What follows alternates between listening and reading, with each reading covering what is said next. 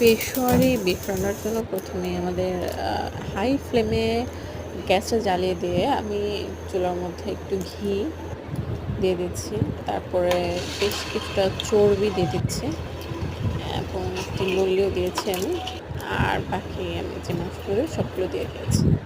এই মাংসটা আমি আগে থেকে একটু লবণ দিয়ে ম্যারিনেট করে রাখছিলাম, আর এখন আমি রান্নার সময় আবার একটু লবণ দিয়ে এটা সম্পূর্ণভাবে ভালো করে একটু ভেজে নিব ঘির সাথে।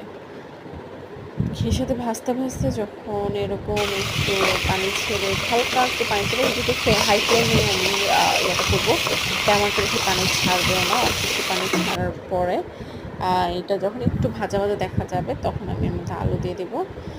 আলু, আস্ত পেঁয়াজ, রসুন, আদা, একটা টমেটো, সাথে আমি কিছু গোলমরিচ আর হচ্ছে গিয়ে কাঁচামরিচও দিয়েছিলাম, যেটা আমি দেখাতে ভুলে গেছি। তারপর যে দিয়ে ভালো করে ভেজে কিছুক্ষণ পর যখন দেখবো ভাজাটা হয়ে গেছে, আমি এর মধ্যে পর্যাপ্ত পরিমাণে পানি দিয়ে দেব। দিয়ে দেওয়ার পরে এর ঢাকনাটাকে আমরা ভালো করে সিল করে দেব আটা দিয়ে, আটার ডো করে এটা ভালো করে সিল করে দেব। সিল করে দিয়ে এটাকে একদম লো ফ্লেমে আমি 2 ঘন্টা, টানা 2 ঘন্টা রান্না করেছি।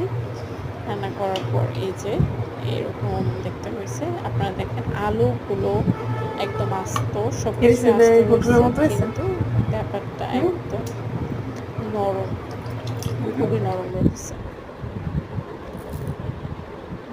এই যে হচ্ছে এটার ফাইনাল লুক, এরকম হয়েছে।